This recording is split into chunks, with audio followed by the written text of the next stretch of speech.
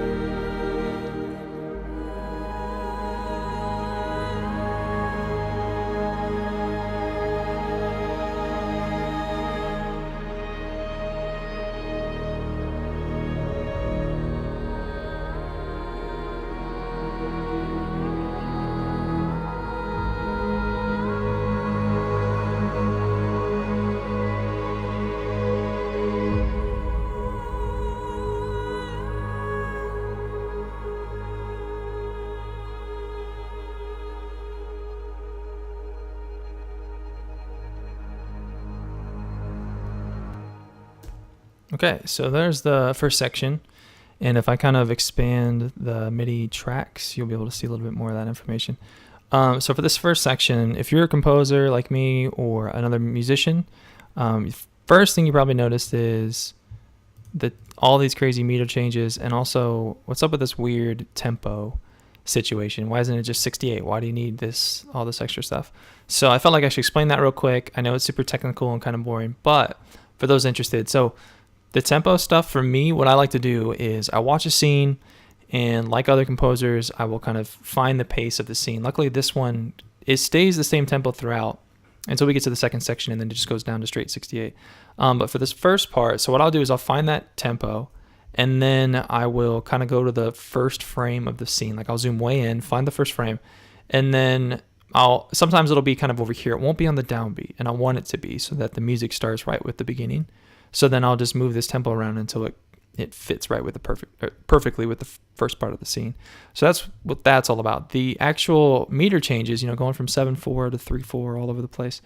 That stuff is for making sure that I hit very specific cuts with the scene. Now with a documentary, normally you don't have to be that accurate. You can kind of create a musical bed that kind of sits underneath the scene and hits something sometimes, but not as much as a narrative film. But in between Small Town Monsters projects, I was scoring a number of short films and other narrative films, and those directors were really, really adamant about hitting every cut and every hit. So I got very used to that. And it kind of lended itself, I think, to a better score for these documentaries as well. So what I tried to do was, if you have a lot of talking head interviews, I would do music happening for one of the guys, and then as soon as it switched to the other guy, I would try to switch the music simultaneously with that cut. And of course, that's really difficult a lot of the time because, sometimes that can sound very unmusical. So it is tricky, and it's definitely kind of an art form, I guess, and a craft to be able to do that effectively. But I think it created a better listening experience or scoring experience. So anyways, let me get past all that stuff. Let's get into the music. These first 4 cues, by the way, if you can hear the plane outside, sorry about that. I live right in the middle of Los Angeles, so there's going to be a lot of noise. But let's see. So yeah, we have these blue tracks here. These are all strings.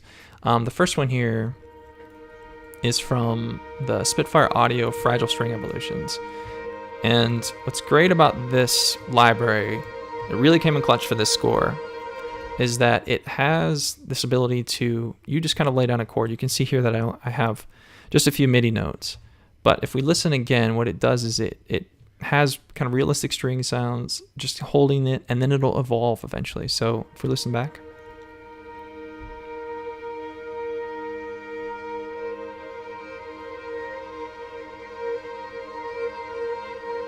So you notice right in the middle there, it started to kind of evolve and change a little bit. And that comes from their, what they call the Evo grid. So on each one of these little pins, you can choose some of those different kind of realistic sounding string sounds. And so it just adds a level of realism, and it sounds really great. I didn't have to put any kind of modulation or automation in there. There's a little bit here, but that's about it. So that, and then mix that with the 8-Dio Adagio basses.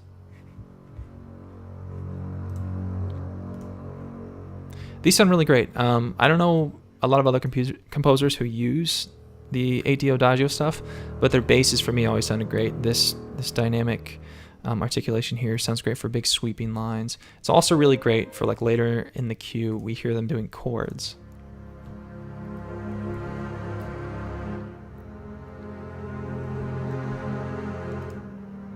So for me, these sound great. The only thing is you have to bring the MIDI kind of 2 bars over, otherwise they sound like this, kind of abruptly. They stop too abruptly, in my opinion. So you move these over and it kind of creates a more fluid string sound. The only other thing is these output analog strings. So these ones here.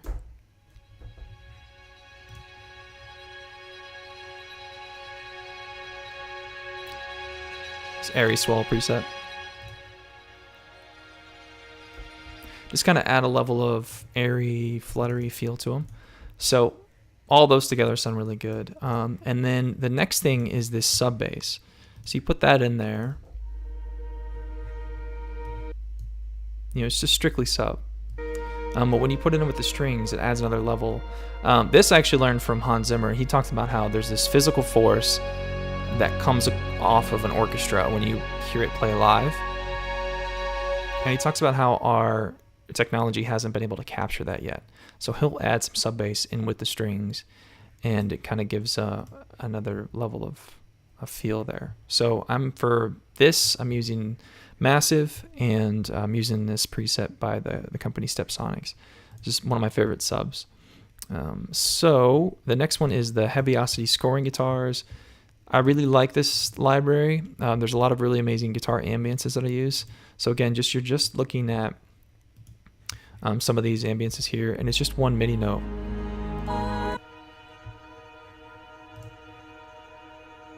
But it's just creating this really interesting guitar drone ambience, especially towards the end.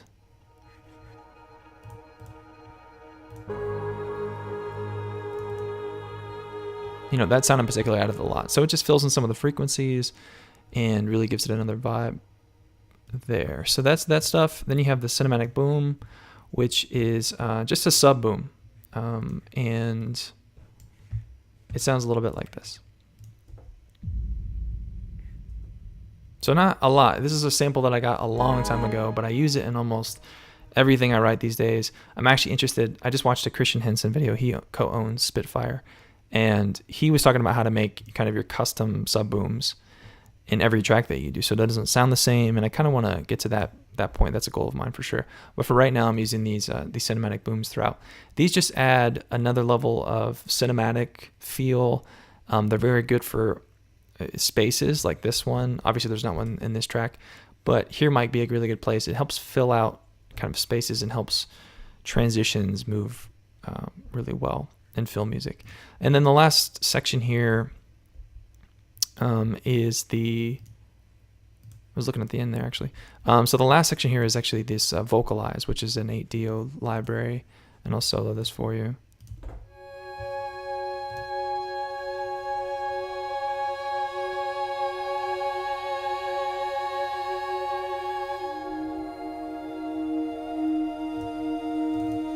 So just really kind of ambient vocals. And then I also have some phrases from that library as well going.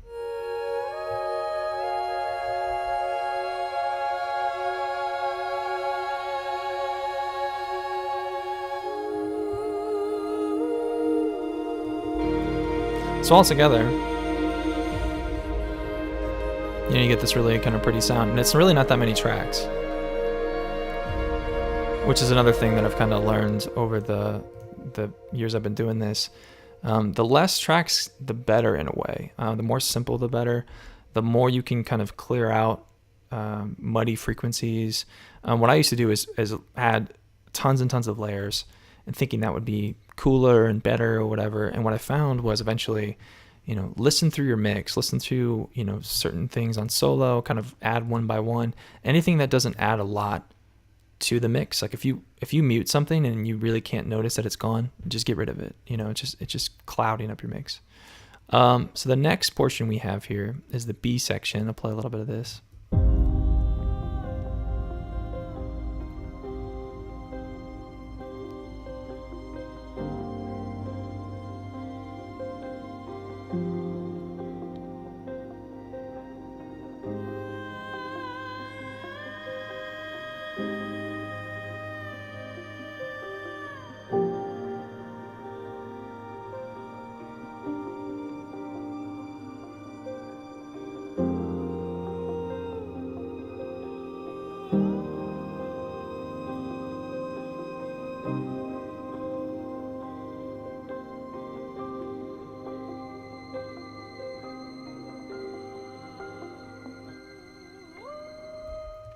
Okay, so that first section, so again we have the Spitfire fragile strings, again just kind of these quiet emotional strings that sound really good.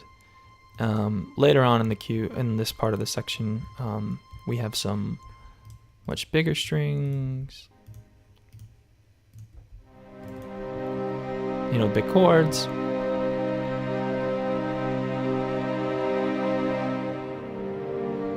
Again, I really love the way they kind of sound as they end.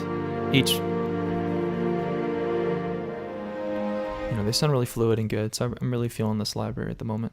But also this one, it was a real treat, this score. This is the Spitfire Audio Labs soft piano.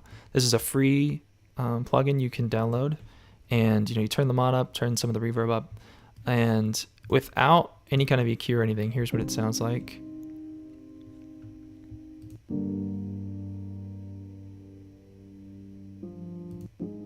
So it's good for like kind of a felt piano sound. But what I did was I created this channel, this EQ, and it helps to bring out some of the actual, you can hear the hammer noises in the piano, some of the pedal movements, which is really cool, and also just brings out some of the highs and everything too. So that was a real treat. I used this piano all over the score, something I'm definitely going to use in the future, definitely recommend. We've got our cinematic booms again, some vocals again, but the new section for this, the new parts for this section are these movement tracks down here. So without any of this stuff, if we just listen to this first part,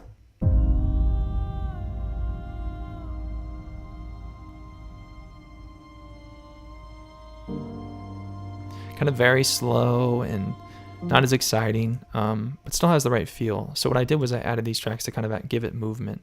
So here's some modular synth stuff.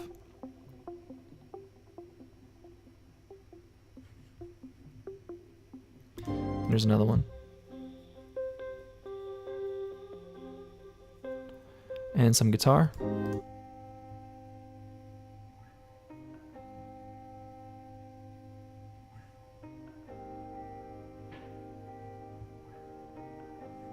And then some keys. And you put all four of these together, and also this piano ambience here, it starts halfway through.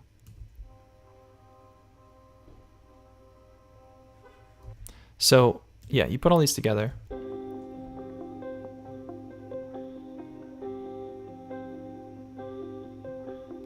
And then you add it to the kind of existing emotional part of the cue.